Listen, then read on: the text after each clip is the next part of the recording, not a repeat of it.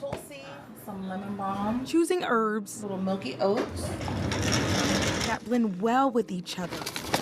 Second nature for Marisa Rawls. I feel like I'm an old soul. But before she began helping others with herbal medicine, Rawls learned from her Gullah Geechee grandparents in South Carolina. I was very sick when I was a kid. I was a preemie, so like my lungs weren't developed when I was born. With my grandma Beulah and my granddaddy Willie, they were a lot of my caretakers when I was sick. As the oldest grandchild, she watched how they used plants to care for illness, knowledge Gullah Geechee families relied on for generations. As I got a little older, my grandma Beulah would be like, oh, you make sure that you mix a little this and that and this and that. This is what your tea blend looks like. I didn't really start this herbalism journey until later, and it was 2020. Like my grandmother passed in 2019, my granddaddy Willie passed in like 1998. And I realized that a lot of this knowledge was gonna get lost. Using that knowledge passed down to her, Rawls went on to study herbalism. She started selling Geechee Girl tea and opened Geechee Girl Apothecary last year, now carrying more than 100 herbs. Everything from alfalfa leaf on down to yarrow. She sources plants used specifically in Gullah Geechee healing traditions, like Life Everlasting, also known as rabbit tobacco. So I always had like pneumonia when I was a kid. I'm asthmatic, so that and mullein. Mullein is a broadleaf plant that grows, but then once you dry it and rub it, it looks like rub sage. And it's great. It's a great detoxifier. It helps to like thin and expel mucus. Some blends on her shelves are designed to support heart,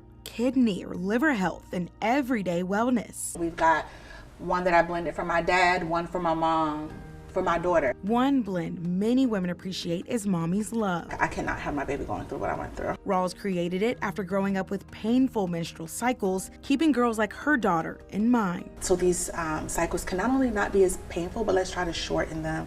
Let's work on balancing the hormones. Whether it's a physical or mental challenge her customers are facing, Rawls says she serves as a guide. Instead of going with my knowledge, I go based off of what I feel first. And then I go back and I research and I'm like, okay, what I felt was right. Like these get synergy together. Like this is gonna work well for them. Herbal blends aside, Rawls also runs a full-service cafe inside the apothecary. You'll also find handcrafted soaps. Together, it reflects how earlier generations continue to shape her work. It's really like me taking the things that they put into me and I'm putting them back out. So I hope people, like when they leave, they feel the love. They feel at home when they're here, and that they also kind of see that you can honor your heritage and where you're from, just in small little things in your day-to-day. An old soul guided by tradition that heals. Take me to the water, take me to the water. For Queen Quet, the water holds memory of childhood, of community, Be baptized. of a people rooted along the sea islands. A lot of farming, a lot of seafood, a lot of good cooking, and while you were preparing the head and shrimp or whatever, you got to talk about, well, who was in your family, how we got this land. Over time, those questions turned into purpose. The Gullah Geechees are the descendants of indigenous and African people that reside on the sea islands from Jacksonville, North Kakalaki, as we say, to Jacksonville, Florida. In between, you'll find St. Helena Island, I come in by the house for dinner. Okay then. a tight-knit community known as the heartland of Gullah Geechee culture. We've been here since the 16, 17, 1800s. So you call a surname on St. Helena and we can tell you what part of the island that particular family is from. We can probably tell you if they're good at fishing like that brother. These aren't just memories for the chiefess of the Gullah Geechee Nation. Their motivation. Quet has dedicated her life to sharing those traditions, Sweetgrass basketry, cast net making, and quilting. and staying rooted in Mother Nature. 30 years ago, she started the Gullah Geechee Sea Island Coalition. We work on a lot of the things that'll protect our waterways and our land, and of course, keep our land in Gullah Geechee hands. Quet's mission is to make sure her ancestors' sacrifices aren't forgotten sharing stories like this one. We to a place I love for come to. This is the Chapel of Ease. Built in the 1740s by the Gullahs. It's very significant architecturally because it speaks to what our ancestors brought from the motherland in terms of their architectural skills. Skills they couldn't reap the benefits from. Her ancestors forced to worship outside. And they built this place. Exactly. Wow. Well, exactly. That is a power, isn't it? But you got to think about it. We see our ancestors as human beings. They were being seen as tools. What gets me is on the inside of this, their energy is here. People thought the physical bodies were put outside the building. Their bodies made the building. Despite the chapel burning down in 1886, the Tabby walls still stand and their spirituality still alive. That's why we got this. I go and be buried my grave. I'm going home to my God and be free. Quet and many others made it possible to read up on these stories by establishing the St. Helena Branch Library in 2012. Thank you. There's actually a Gullah Geechee room in here. Yeah, Gail, come on here, let me show them to you. In the center sits a basket carrying several books written by Queen Quet herself.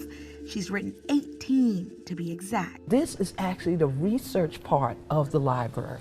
So this is the non-circulating portion. Queen Quet has been featured in national documentaries telling the stories of her people. She was the first Gullah Geechee person to speak in front of the United Nations in Geneva, Switzerland, advocating. In 1999, Gullah Geechee people were being displaced en masse. And so I wanted to make sure the world would know we existed before we were annihilated. And then it caused even the United States and our 4 states we're in to start to work with us. With each book, international destination, and the future of the Sea Island Coalition, Queen Quet embodies the resilience of a culture that refuses to disappear. Planted by the rivers of the water, we shall not be moved. We be Gullah Geechee anointed people.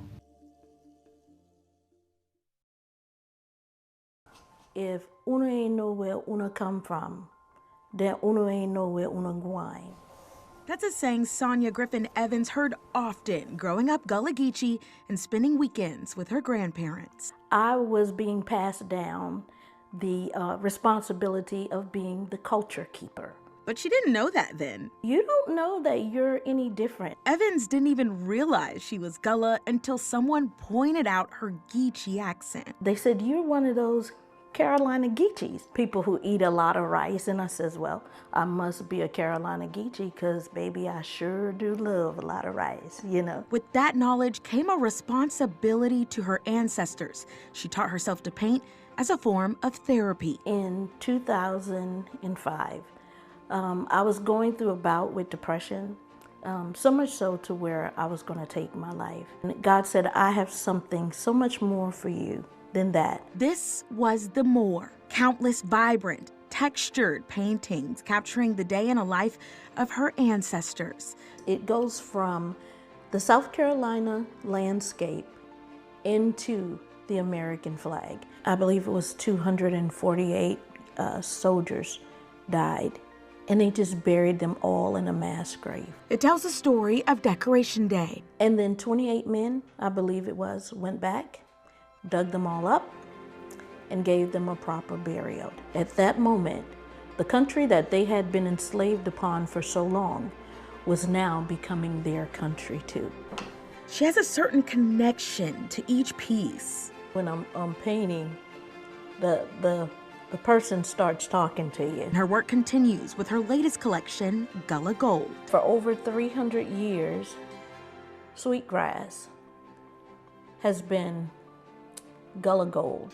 It highlights the rich tradition of sweetgrass basket sewing, once a source of income for many Gullah families. This is also a painting Evans asked me to leave my mark on. You haven't changed your mind yet? I have not changed my mind. With a few strokes and a lot of guidance, Put blue on one side and then put a little white on the other. I was able to add to this masterpiece.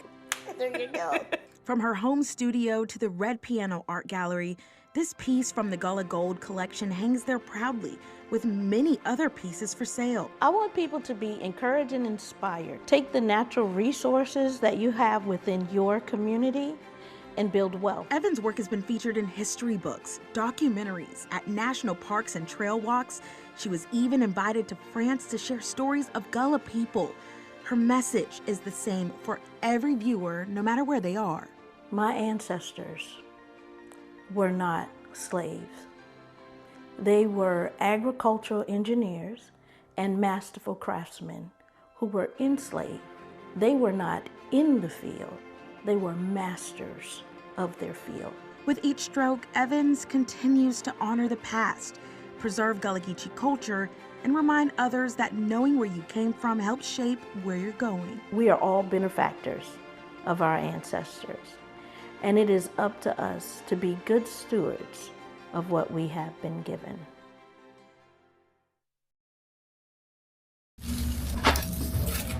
It's a tradition sewn into Jerry Dean Taylor's roots. This is the sweetgrass that I'm about to add. It's all muscle memory for her. This is my 69th year this year. Taylor began sewing sweetgrass baskets at age 5 in Mount Pleasant. I started sewing baskets when we lived on Boone Hall Plantation. My grandmother, she taught me how to do basket when my mother worked at the big house. You started with pine straw, then you add the sweetgrass to it, and then you bind it with palmetto. What's now sold as art was once sewn out of need, long before the studio and city market. These are baskets that we had to make because this is how we make a living. The tradition traveled from West Africa and continued only on low country plantations. Now, through descendants like Taylor, a survival skill her ancestors depended on has become a craft celebrated around the world. Miss Jerry, tell me about some of the pieces on this wall. I'm amazed just looking at them. Okay. Some of these baskets are all sweetgrass. Every basket is shaped by hand as it's sewn. As Taylor explains, each one served a purpose. These are your rice fanner basket, which is the most traditional. Gullah Geechee people use the coiled baskets for agricultural work, like holding dry goods and winnowing rice. This is the traditional fruit basket with a foot, you see. And this is a real old style basket. That one caught my eye immediately. Yes. I at first wanted to say, what is that? That is so cool. All these, so what is it for? Drinks? Yes. Okay. Yes. She's also mastered another traditional style. This particular basket is a full rush basket. And when it comes to the bull rush basket, you see that it spirals. But coming from Africa, you see the pyramid in it. Oh, wow. Yes. Yeah. Absolutely. And there's a lot of things about these baskets relate to Africa. Taylor's creativity doesn't stop there. They'll come in and they'll see a piece that they just can't leave without. She creates and sells a variety of art like folk paintings of the Gullah Geechee people that paved a way for her. People like her grandmother who passed the tradition down to her nearly 70 years ago. Words can't even explain, how grateful I am that she took the time to not only teach me the process of making a basket, but she also taught me how to collect the materials and all of that as well. Materials sewn together by hands, holding generations of history.